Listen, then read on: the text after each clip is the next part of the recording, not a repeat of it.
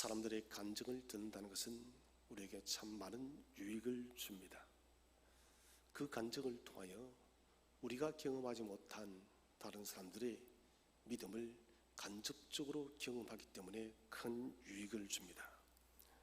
사람들의 간증은 큰 유익을 주는데 그 중에서 가장 큰 유익은 다른 것이 아니라 성경 속의 인물일 것입니다. 성경에 나오는 믿음의 증인들의 간증은 시대와 공간을 초월해서 언제나 우리에게 유익을 줍니다. 오늘 바울은 자기 자신에 대해서 간증을 하고 있는데 이렇게 말을 합니다. 나는 사형 선고를 받은 것과 똑같았다. 실제로 바울은 선교의 여행에서 많은 어려움을 겪었습니다. 특별히 아시아에서 당한 환난은 우리의 생각과 상상을 초월할 만큼 많은 어려움을 겪었습니다. 선교 사역이 평탄하지를 않았습니다. 루스드라에서는 돌에 맞는 순환을 겪었고, 또 사도 바울은 강의 영가, 강도의 영가, 동족의 영, 곳곳 가는 곳마다 그는 순환을 당했습니다. 에베소에서는 아데미 신상 때문에 에베소 군중들이 소동을 일으키고 난리가 났습니다. 무엇보다도 사도 바울을 평생토록 고통스럽게 했던 것은 육체의 가시였습니다. 그래서 바울은 고린도후서 12장에서 이 육체의 가시가 떠나기를 하나님께 3번 기도했다. 3번 기도한다는 것은 다 했다는 것이에요. 3번 완전 숫자입니다. 너무 이 육체의 가시가 고통스러워서 하나님 이 가시를 좀 제거해 달라고. 그러나 하나님께서는 네 은혜가 네게 족하다 그러시면서 가시를 제거해 주지 않았습니다. 바울은 오늘 아시아에서 당한 일은 내가 사형 선고를 받은 줄을 알았다. 오늘 8절에 보시면은 힘에 겹도록 심한 고난을 당해서 살 소망까지 끊어졌다라고 바울은 기록을 하고 있습니다. 살 소망이 끊어졌다는 것은 이제 인생이 끝이 났다라고 바울은 생각을 했다는 것이죠. 견딜 수 있는 힘의 한계를 뛰어넘었다는 것입니다. 우리는 누구든지 한계가 있습니다. 바벨을 드는 역도 선수를 보십시오. 자기의 힘의 한계가 되면 주저앉을 수밖에 없습니다. 오늘 사도 바울이 그렇다는 것입니다. 웬만한 시험과 웬만한 고난과 핍박은 다 견뎌왔는데 지금의 이 상황은 도무지 내가 더 이상 견딜 수 없다는 것입니다. 살 소망이 끊어질 정도의 큰 고통, 이로 인해서 그는 깊은 탄식을 할 수밖에 없었다는 것입니다. 자, 우리는 고난을 허락하시는 하나님의 이유가 대체 무엇인가? 그 대표적인 이유를 먼저 한번 생각해 보기를 원합니다. 첫 번째는 자기 신뢰를 버리게 하기 위함인 것입니다. 바울은 자신을 신뢰한다는 말을 하지 않습니다. 살 소망이 끊어질 듯한 상황에서 그는 알게 되었어요. 하나님께서 바울 자신을 버리라고. 바울아, 네가 가진 모든 것들을 다 버리라. 빌립보서 3장에서 나는 예수 그리스도 외에 내가 아는 모든 것들을 배설물처럼 여기노라. 아마도 저는 바울이 이렇게 빌립보 서신을 쓰면서 배설물처럼 그가 여겼던 것은 자기 신뢰는 자기 인생에 있어서 아무런 유익이 되지 못한다는 것을 알았기 때문에 예수 그리스도 외에 모든 것 것들은 아무 유익이 없다라고 그는 결론을 내렸다는 것입니다. 하나님은 바울에게 자신을 신뢰하지 말아라. 이러면서 우리가 먼저 생각해야 될 것은 자기 신뢰의 전리품이 아무리 많아도 자기를 버려야 됩니다. 바울은 수고를 넘치도록 했습니다.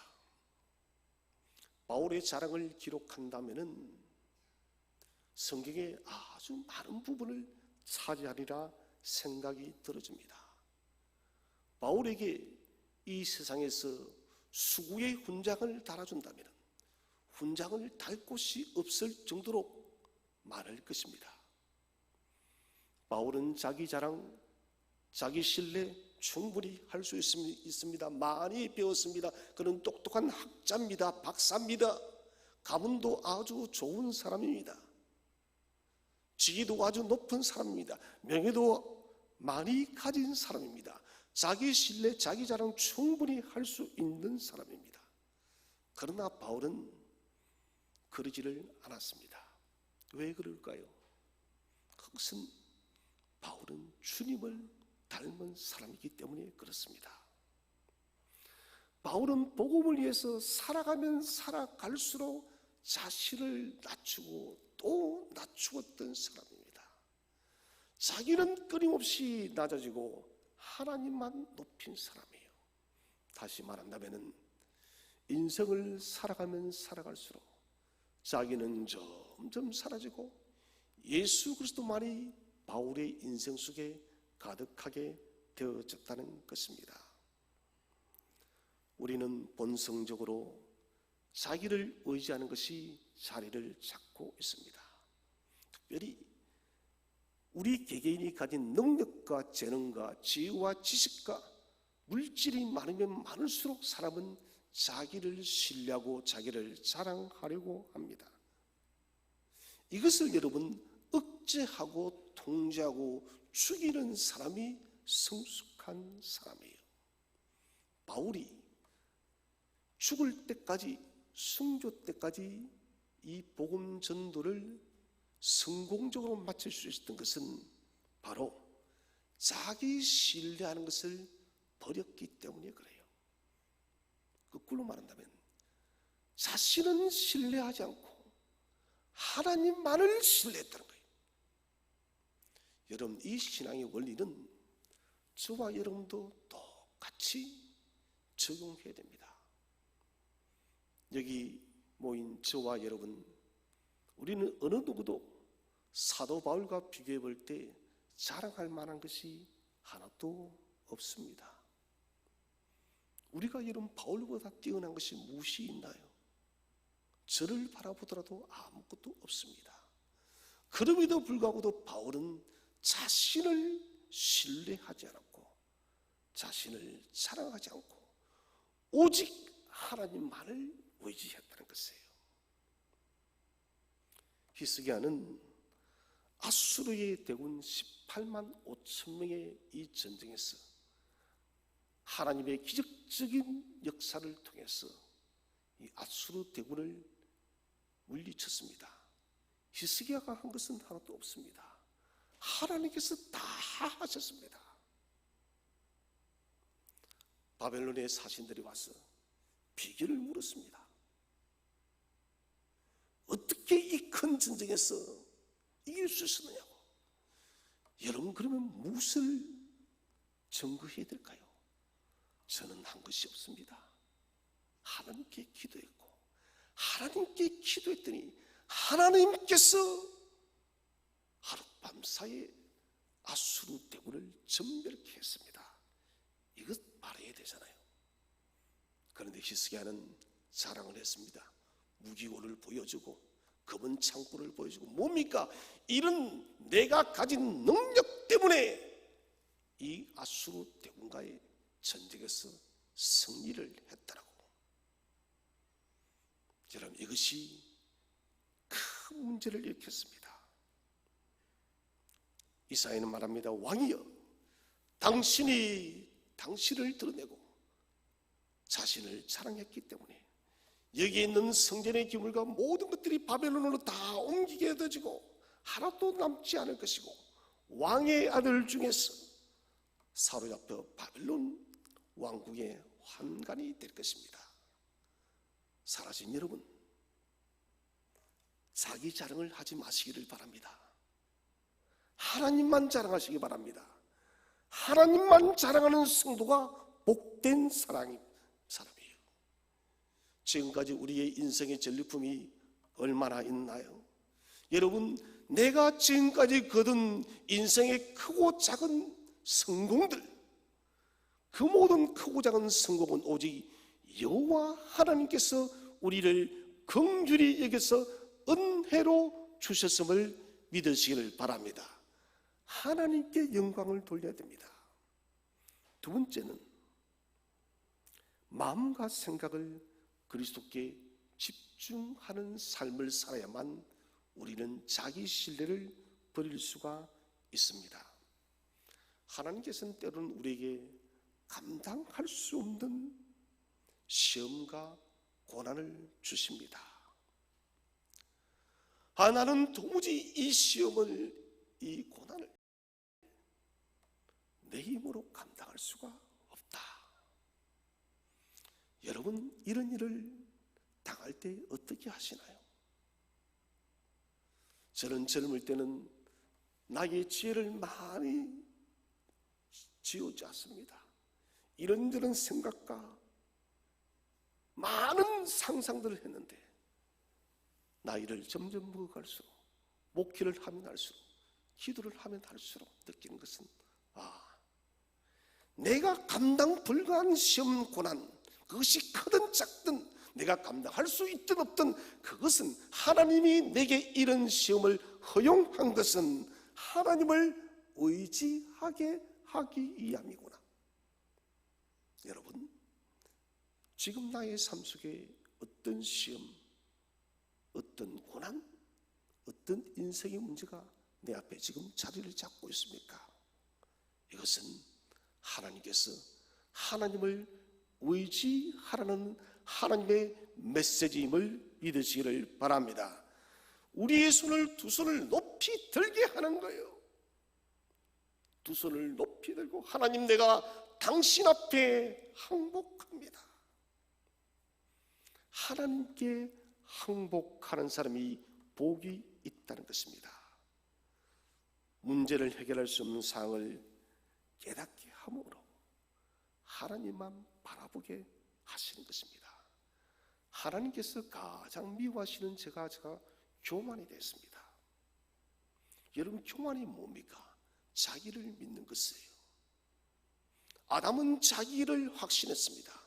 하도 자기를 확신했습니다. 그래서 선악과를 먹었던 거예요.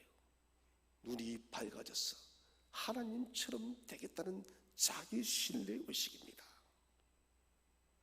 하나님은 자기 신뢰를 왜 그렇게 미워하시는가? 자기를 의지하는 것은 우상 숭배다는 것입니다. 한번 성경을 보겠습니다. 예레미야 17장 5절 말씀, 다 함께 읽어보겠습니다. 시작. 여호와께서 이와 같이 말씀하시니라. 무릇 사람을 믿으며 육신으로 그의 힘을 삼고 마음이 여호와에게서 떠난 그 사람은 저주를 받을 것이라. 아멘.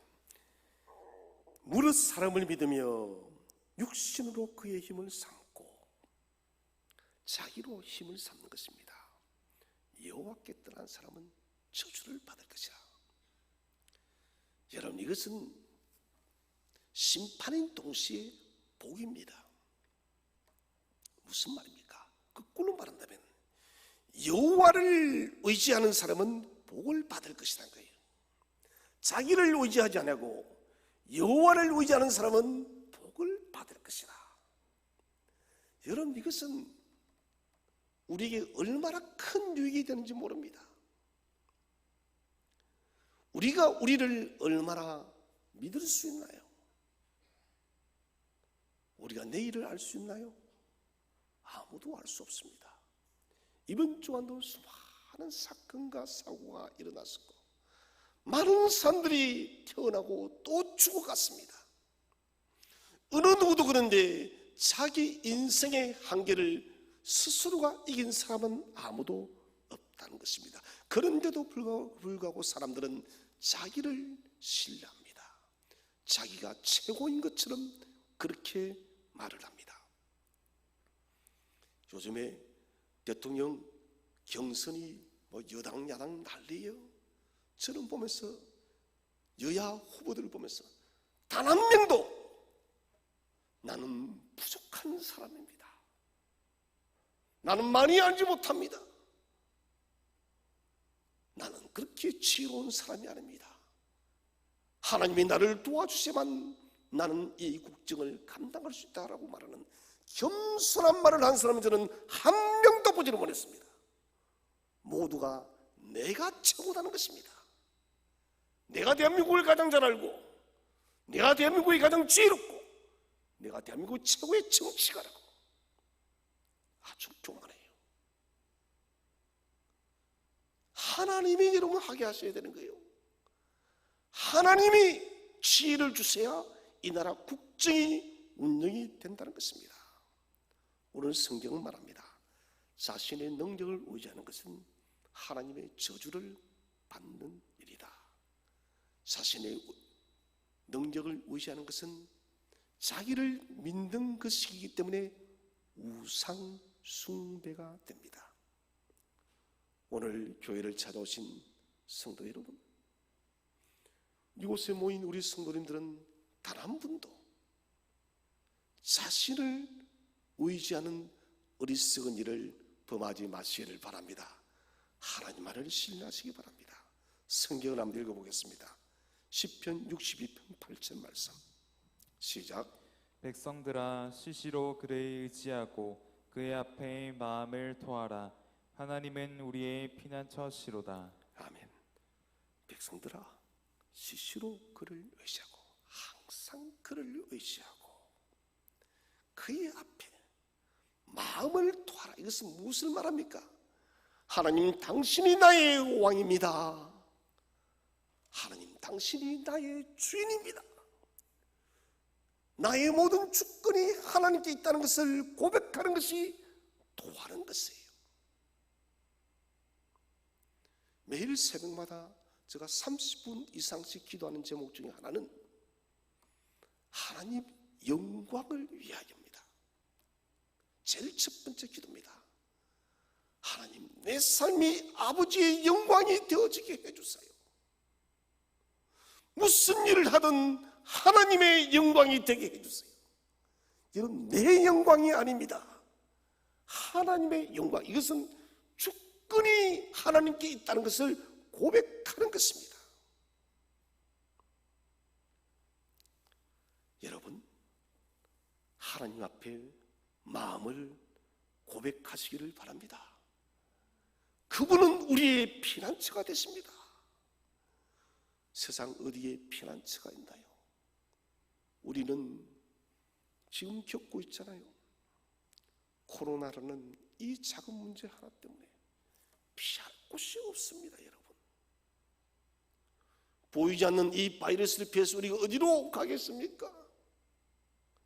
하나님이 저와 여러분의 삶의 모든 피난처임을 믿으시기를 바랍니다. 하나님이 우리의 피난처인 거예요. 예배 때마다 저는 그렇게 기도합니다. 하나님 당신께서 불꽃 같은 눈으로 지켜주시고 보혜의 울타리를 우리에게 쳐 주시옵소서. 하나님의 이 예배를 지켜달라고. 하나님만이 우리의 피난처인 것입니다. 여러분, 그래서 집중하십시오. 누구에게? 하나님께만 집중하십시오. 나를 집중하는 것이 아니라, 나 자신을 의지하기 위해서 집중하는 것이 아니라 하나님을 의지하기 위해서 모든 마음과 생각을 집중시키시기 바랍니다. 그럴 때 여러분, 하나님의 왕권이 우리를 완전히 다스리는 거예요. 내 삶 속이 하나님 나라가 된다는 것입니다. 흩어진 마음을 한 곳으로 집중하는 것은 아주 중요합니다. 집중하는 마음이 흩어지면은 다른 곳을 생각할 수밖에 없습니다. 미국에 어바인 대학이 있는데 여기에 마크라는 교수님이 계시는데 이분이 이런 글을 쓰더라고요. 직장인은 3분마다 한 번씩 집중력에 방해를 받는다. 다시 말하자면 직장인들이 집중할 수 있는 시간이 3분밖에 되지 않는다는 것입니다. 그런데 재미있는 것은 한 번 집중력이 흩어지고 나면은 다시 집중하는데 무려 8배, 23분이 걸린답니다. 분열된 집중력을 회복하는데 이만큼 시간이 많이 걸리는 것입니다. 여러분, 우리의 마음이 주님께 집중되어진 것이 분산되어지면 그만큼 주님을 다시 찾기가 힘들다는 것이에요. 살아신 여러분, 단순한 마음을 가지시기를 바랍니다. 베드로가 이런 무리를 걸었던 것은 단순한 믿음이에요. 주님, 당신이 얻은 나로 무리를 걷게 하옵소서. 단순한 믿음이 무리를 걸었습니다. 무리를 걷다가 파도를 바라보고 복잡한 마음을 가지는 순간 그는 물 아래로 빠졌던 것이에요. 사랑하신 여러분, 단순한 믿음, 단순한 마음, 오직 그리스도께만 집중하시기를 바랍니다. 하나님만이 내 인생의 유일한 피난처야. 이런 단순한 생각입니다. 나는 나를 신뢰하지를 않아. 나는 나를 믿지 않아. 나는 나를 주장하는 하나님만 신뢰해. 이런 이 생각이 가장 멋진 생각이에요. 세 번째는 자기 신뢰를 버리는 것은 자기 신뢰를 하는 습관이 극복하기 힘들다는 것. 이것 우리가 알아야 됩니다. 사람은 자신을 의지하는 강한 습관을 가지고 있습니다. 사도 바울은 나는 사형 선고를 받은 줄 알았다. 극한의 상황입니다. 바울은 자기 신뢰의 병을 자기 스스로가 이길 수 없다는 것을 알고 있습니다. 하나님께서 도우셔야만 자기 신뢰를 하는 것을 능히 깨칠 수 있다는 것을 바울은 알았다는 것입니다. 주로 여러분, 열정적이고 충성스럽고 큰 일꾼일수록 교만한 마음이 자주 찾아옵니다. 여러분 가만히 한번 보십시오. 큰 일을 한 사람들이 하루 만에 무너지는 일들을 우리는 많이 봅니다. 그 왜 그럴까요? 교만이 찾아가서 그래요. 야, 너 대단하구나. 그 많은 일을 다 하고 마귀가 와서 속삭이는 것입니다. 너는 정말 대단해. 이런 일까지 해내고 뭡니까? 주님의 왕의 자리를 마귀는 이간질함을 통해서 그 왕의 자리에 우리 자신이 들어가게 한다는 것입니다. 그래서 사람은 크게 되면 될수록 자신이 길을 만들 수 있다고 생각합니다. 하나님께 묻기보다는 자신의 지혜와 능력이 모든 일들을 해결할 수 있다고 생각합니다. 그리고 큰 일을 하면 할수록 사람들의 존경과 관심을 받기를 원합니다. 사람들이 나를 인정해 주지 않을까? 여러분, 바울의 마음에도 이런 마음이 있었을 것입니다. 그래서 바울은 빌립보에서 말합니다. 나의 구원을 두렵고 떨림으로 이룬다. 두렵고 떨림으로. 무엇을 말합니까? 매일매일마다 자신을 살펴봄을 통해서 그리스도 앞에서 자신을 두렵고 떨림으로 살펴봄을 통해서 나는 지금 주 앞에 어떤 모습으로 서 있는지를 살펴본다는 거예요. 묵상하며 기도하며 자기를 돌아보는 것입니다. 이스라엘 백성들은 430년 동안 애굽의 거함을 통해서 애굽의 노예 생활을 벗지를 못했습니다. 하나님께서는 애굽의 이 습관을 제거하기 위해서 무려 40년 동안 광야에서 훈련을 시켰습니다. 노예의 천성이 이스라엘 백성들에게 배겨 있었던 것입니다. 이스라엘 백성들 속에 애굽의 삶이 중독되어 있었습니다. 그래서 그들이 출애굽하고 난 뒤에도 어떻게 합니까? 애굽으로 돌아가서 거기에는 마늘도 있고 부추도 있고 시금치도 있고 고기도 있고 광야에는 만나밖에 없으니 우리가 정력이 떨어져서 죽을 것 같다고 애굽이 주는 그 문화와 많은 것들에 중독이 됐다는 거예요. 이런 중독이 되어지면 사람은 자율성이 상실됩니다. 스스로가 독립하여서 사고 판단할 수가 없습니다. 중독된 사람은 바른 판단을 할 수가 없어요. 여러분, 중독되어진 사람은 수술대에 누워야 돼요. 의사의 집도기에서 중독의 독을 완전히 제거해야만 그 사람은 살 수 있다는 것입니다. 사랑하시는 성도 여러분, 오늘 우리는 우리 속에 크고 작은 일들을 많이 만납니다. 제가 간절히 부탁드리고 권면드리고 싶은 것은 여러분, 오늘 이 시간부터 나를 의지하는 습관을 전적으로 버리시기를 바랍니다. 여러분, 이건 여러분 나를 자꾸 의지하기 시작하면 정말 극복하기 힘들어요. 여러분, 왜? 중독되어져 있기 때문에. 나를 의지했을 때 우리가 인생이 얼마나 달라졌습니까? 얼마나 성공적 인생을 살았나요? 나를 의지함을 통해서 우리가 하나님을 얼마나 깊이 발견했습니까? 아니에요. 여러분, 자기 신뢰는 무슨 병이고 한 번 중독되기 시작하면 마약처럼 무섭게 사람을 죽여버립니다. 이에 두 번째 우리가 생각할 것은 자기 신뢰를 버리게 하는 예수님의 처방전입니다.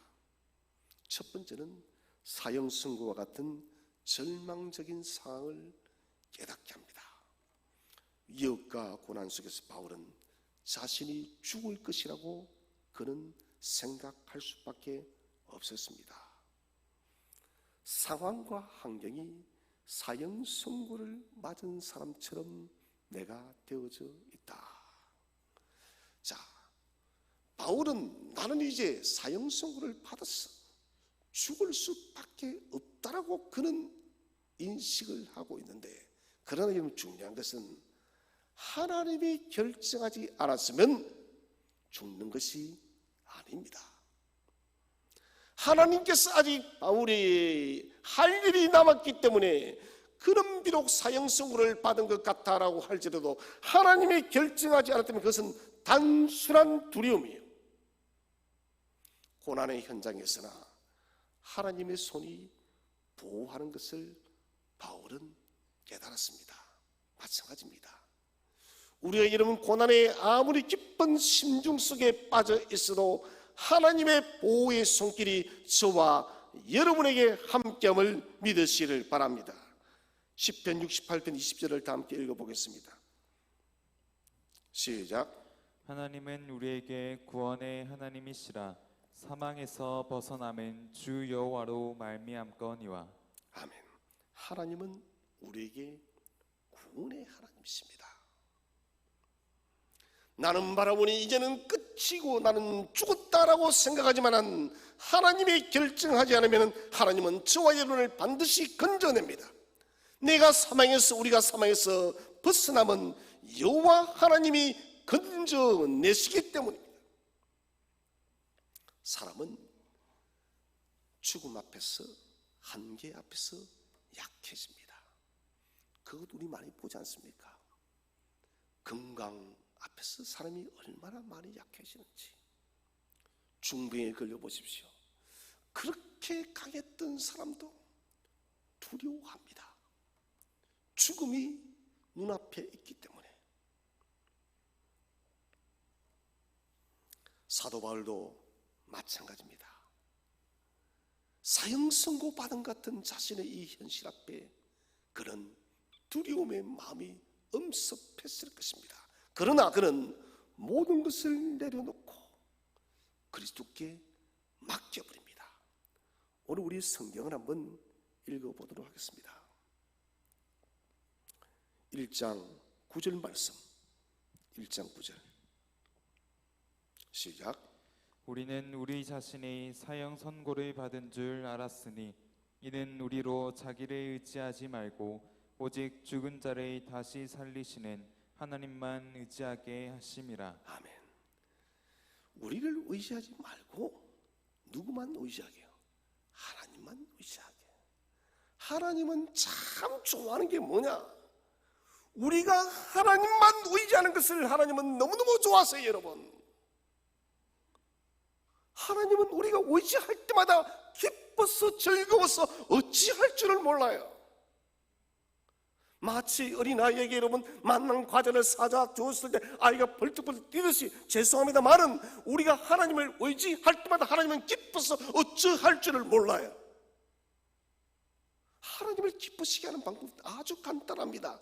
하나님 의지하는 거예요. 여러분 의지하면 얼마나 편합니까? 저도 인생을 살면서 우리 부모님이 돈도 많고 뭐 좀 재산도 많고 돈이나 재산은 마찬가지만은 좀 때로는 그런 마음 자주 듭니다. 여러분 그렇지 않나요? 그렇지 않은 사람 없을 겁니다. 내가 공부하게 살면은 부모님도 좀 잘 살아서 의지할 수 있다면 여러분 그거 좋은 것 아니에요, 여러분? 좋은 거예요, 여러분. 하나님은 여러분 그것이 체질화되어 있다는 거예요. 우리가 의지하기만 하면은 하나님은 너무너무 좋아한다는 거예요. 하나님이 원하시는 것은 바로 이것이에요. 범사에 무슨 일이든지 너희는 여호와만 의지하라. 하나님께서는 그래서 고난이라는 도구를 통해서 하나님을 의지하지 않는 자기 신뢰의 습관을 제거하고 계시는 것입니다. 모든 방법을 통해서 우리의 육체를 의지하는 것을 하나님은 삭제하고 계시다는 것입니다.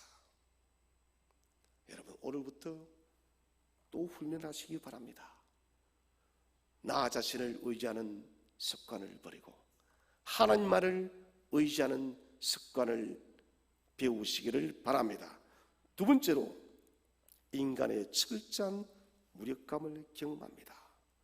바울은 엄습한 사망의 그림자를 극복할 수 없었습니다. 사도 바울이 많은 서신서를 썼는데 오늘 구절만큼 이렇게 이러면 절박한 글은 없어요. 내 인생의 사형 선고를 받은 것 같아. 바울이 얼마나 담대한 사람입니까? 이 담대한 바울이 내가 사형 선고를 받은 것처럼 내가 두렵다는 것입니다. 이것은 해결할 수 없는 일에 대한 사람의 무력함을 고백하고 있는 것이에요. 이길 수 없는 현실의 문제 앞에 한계와 자신의 무기력함, 사형 선고와 같은 일, 이것은 곧 이 고난을 통해서 바울아, 지금도 그랬지만 앞으로도 너는 너 자신을 의지하지 말아라. 오늘 저와 여러분에게 여러분 고난을 주고 어려움을 주고 아픔을 주는 것은 너 자신을 의지하지 마라. 하나님만 신뢰해. 이것 하나님은 말씀한다는 것입니다. 고통스러워도 하나님은 우리 속에 자기 신뢰를 그만큼 미워하십니다. 그래서 우리에게 무력 유익감을 경험하게 함을 통해서 하나님만을 의지하기를 촉구하고 있습니다. 여러분, 돈 너무 의지하지 마세요. 자식 너무 의지하지 마세요. 제발. 인생 여러분 이렇게 살다가 우리가 죽음 앞에서 무엇을 우리가 할 수 있겠습니까? 아무것도 할 수 없어요. 운동해야 되죠. 운동하셔야 되죠. 70, 80 되신 분들도 운동 좀 더 오래 살기 위해서 부지런히 운동하십니다. 하지 않는 분보다 저는 아주 지혜로운 방법이에요. 그러나 여러분, 그것이 우리가 의지할 수 있는 길은 아니에요. 사람은 마지막을 맡길 수 있는, 항상 의지할 수 있는 그분이 우리 속에 있어야 된다는 거예요. 세 번째로, 모든 위로와 희망을 제거하십니다. 인간 구원의 첫 번째 장면은 인간의 사람의 능력과 공로를 하나님은 다 부숴버리는 것입니다. 모든 희망이 사라져버렸습니다. 그래서 사도 바울이 나는 사형 선고 받은 자와 똑같아. 희망이 다 사라지고 그리스도께서 오셔서 무한한 은혜로 우리를 구원하셔야 된다는 것입니다. 나의 지혜와 힘이 아무런 소망이 없다는 것을 우리는 먼저 알아야 됩니다. 모든 구원의 소망은, 살아갈 희망은 하나님께로부터 나옵니다. 욥기서를 우리가 큐티를 하면서 욥은 자신의 고난 앞에서 얼마나 몸부림을 칩니까? 그래서 그는 너무 심각하여서 하나님이 이 세상을 버리는 것 같아. 혼돈의 시대라고, 혼란의 시대라고, 무질서의 시대라고. 근데 하나님께서 나타나셔서 아니다, 욥아, 내가 이 모든 세계를 다 다스리고 있다. 들짐승과 모든 생물과 너희들이 알지 못하는 모든 것까지도 나의 손에 의해서 다 움직이고 있다. 여러분, 하나님은 우주 만물을 통치해 나가듯이 저와 여러분의 인생도 하나도 놓치지 않고 움직이고 계심을 믿으시기를 바랍니다. 하나님이 우리를 움직여줘야 되는 것입니다. 하나님이 우리를 움직여줘야만 우리가 살아갈 위로와 희망이 있다는 것입니다. 그래서 하나님은 우리의 인간이 만든 위로와 희망을 제거해버리는 것입니다. 물에서 허우적거릴 때, 사람이 빠져 허우적거릴 때, 여러분 그때 건지면 안 됩니다. 물에 빠져갈 때, 힘이 다 빠져서 빠져갈 때, 그때 머리를 잘 잡고 끄집어내야 됩니다. 여러분, 마찬가지입니다. 우리의 힘이 다 빠져야 됩니다. 내 힘이 다 빠지고 건짐을 받아야만, 아, 하나님이 나를 살리셨구나, 이것 안다는 것입니다. 왜 그럴까요? 사람은 자기 바벨탑 쌓는 것을 너무너무 좋아합니다. 이것 분명히 하나님께서 건져주시고 하나님이 도와주셨는데 우리는 돌았으면 아, 이건 내가 했다라고 생각합니다. 그래서 하나님은 인간적 위로와 희망을 제거해버립니다. 세 번째 우리가 생각할 것은, 고난은 쓰지만 하나님을 신뢰하는 길을 만듭니다. 첫 번째로, 사형선고 같은 고난 앞에 사형선고 같은 고난 앞에 자신을 의지하는 일을 예방시킵니다. 자, 사형선고를 받은 줄 알았으나 이는 우리로 자기를 의지하지 않게 하십니다. 죽음은 엄숙합니다. 고통스럽습니다. 여러분, 만약에 오늘 우리가 사형선고를 받아 칩시다. 어떨까요? 어떤 누구도 여러분 이 사형선고 앞에서 엄숙하지 않은 사람은 아무도 없습니다. 사형선고라는 것은 사람을 진실하게 하는 효력이 있습니다. 죽음의 문턱 앞에서 다시 섰다가 살아난 사람은 더욱더 인생 앞에서 겸손하고 진지해진다는 것입니다. 그래서 오늘 바울에게 사형선고 같은 일을 주신 것은 자기 의지하는 것을 예방하는 것. 이것 때문에 하나님은 사형선고 같은 고난을 준 거예요. 우리에게는 고난이 크고 작은 일들이 있다는 것은 하나님 말씀하십니다. 너 의지하지 말라고요. 두 번째로 죽은 자를 다시 살리시는 하나님만 의지하게 하는 것입니다. 부활하신 그리스도 하나님만 의지하도록 하기 위해서 하나님은 바울에게 사형선고 같은 일을 내렸다는 것입니다. 우리는 창세기 22장에서 아브라함의 모리아산 제사를 바라봅니다. 하나님은 아브라함에게 네 아들 독생자 이삭을 드리라 합니다.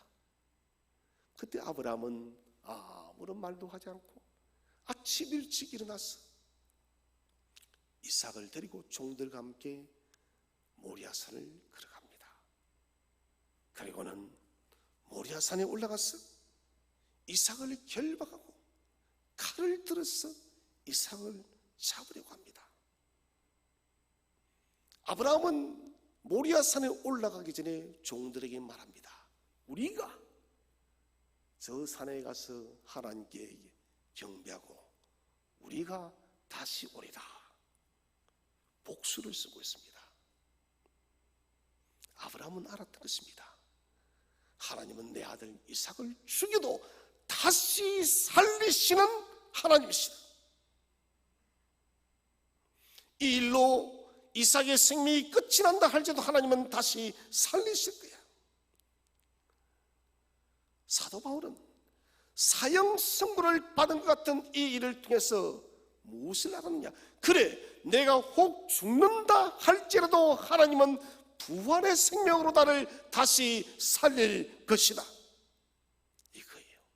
여러분, 고난의 깊음 속에 빠져서 우리가 사형 선고 같은 일을 받는다 할지라도 하나님은 우리를 그 사형 선고의 현장에서 다시 살리실 줄로 믿으시기를 바랍니다. 부활의 하나님을 믿어야 됩니다.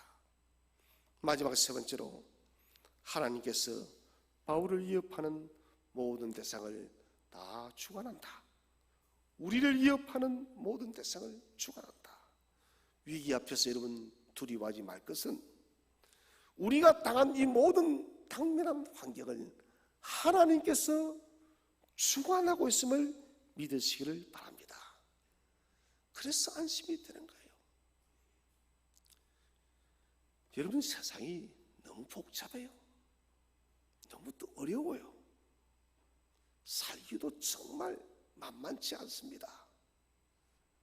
그런데 저는 이런 세상 속에서 그래도 소망을 갖는 것은 이 복잡다단한 세상의 주관자가, 대장이, 통치자가 하나님이시다는 것. 하나님 때문에 저는 힘을 냅니다.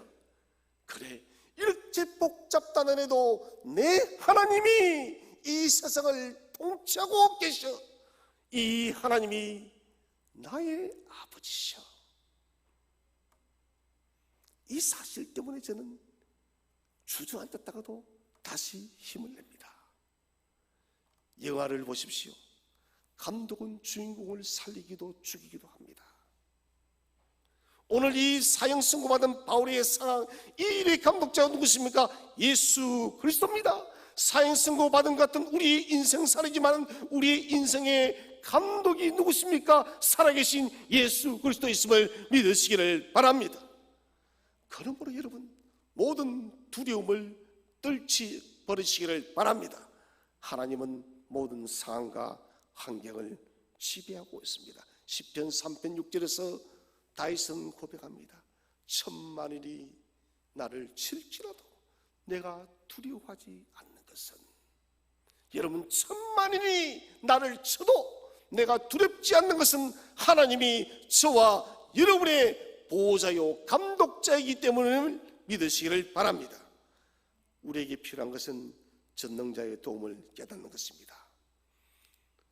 사형 선고 받은 듯한 고난, 우리에게 한두 번 있을 것이고, 또 그렇지는 않다 할지라도 수많은 인생의 문제들이 우리를 찾아옵니다.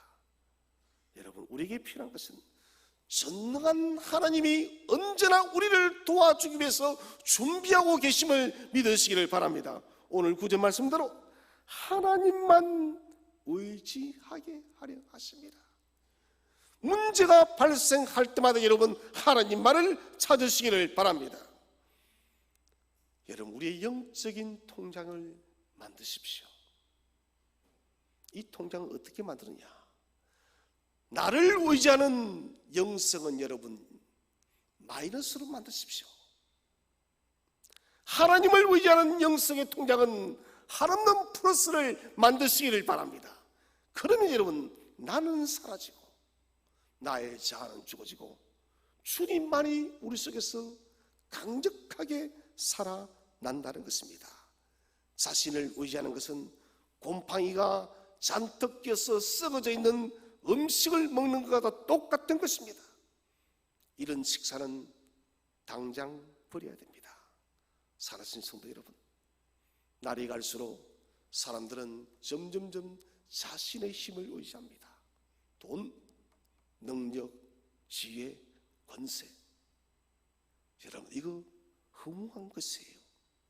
이것들이 저와 여러분의 인생의 근원적 문제를 결코 해결할 수가 없습니다. 오직 우리의 삶의 모든 근원적 문제를 해결하고 인생이 넘어가야 될 인생의 고개 문제를 해결한 분은 오직 하나님 한 분밖에 없습니다. 이 생명, 우리 생명 다른 그날까지 매일의 범사의 삶이 더욱더 하나님만을 의지하고 하나님만을 신뢰하는 저와 여러분이 되시기를 주의 이름으로 축원드립니다.